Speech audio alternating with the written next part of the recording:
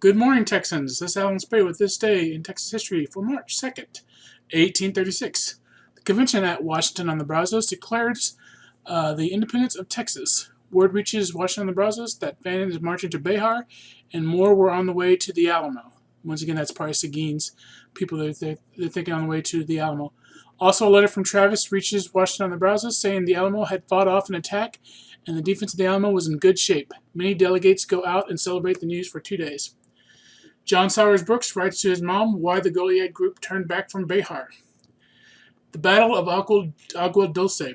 Dr. James Grant, age 43, Reuben Brown, age 28, and Placido Benavides lead 53 men who had been gathering forces. Around 10 a.m., the Mexican army had been hiding in some tree groves, and when the main body of the Texan groups reached it, they were ambushed, most not getting off a shot.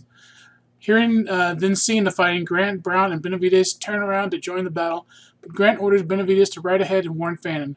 With Grant and Brown turning to join the fight after Brown recommended to go in and die with the boys.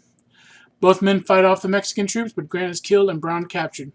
A total of 11 men are killed, 6 escape and join Fannin at Goliad.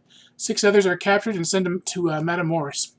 Those who surrendered without firing a shot were spared by General Urrea in defiance of the Tornell decree, which called for death of all rebels. At the time of their death, the convention had just declared Texan independence just hours before.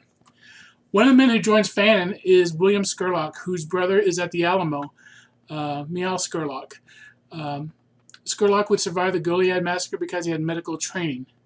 Skurlock had managed to survive all the battles of the Matamoros expedition, along with the Goliad massacre. He just had incredible luck not to be where the main battle happened at each time. He would escape 2 more times from Mexican custody after the Goliad massacre.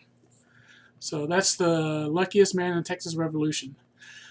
Urrea Diary. Between 10 and 11 in the morning, Dr. Grant arrived. He was attacked and vanquished.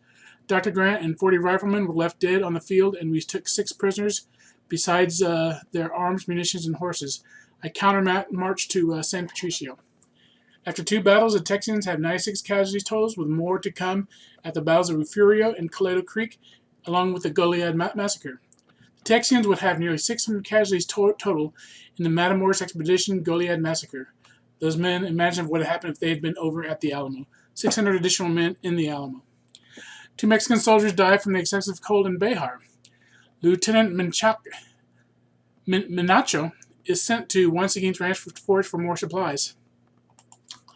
Juan Seguin, age 29, and John Sutherland, age 42, and approximately 50 men, including 23 San Antonio area ranchers who had left the Alamo to get their families to safety, are still waiting for Fannin outside of San Antonio, close enough that they could, quote, hear the firing of the cannons. They had encountered Fannin's scouts who said that Fannin should be there on March 1st. Juan Seguin had several of his men in the Alamo, including his cousin, Demasio Jimenez, age 23. With the group of ranchers was Demasio's older brother, Juan Jimenez, age 25. Demasio and Juan were cousins with 2 other defenders, Gregorio Esparza and Toribio Lozoya.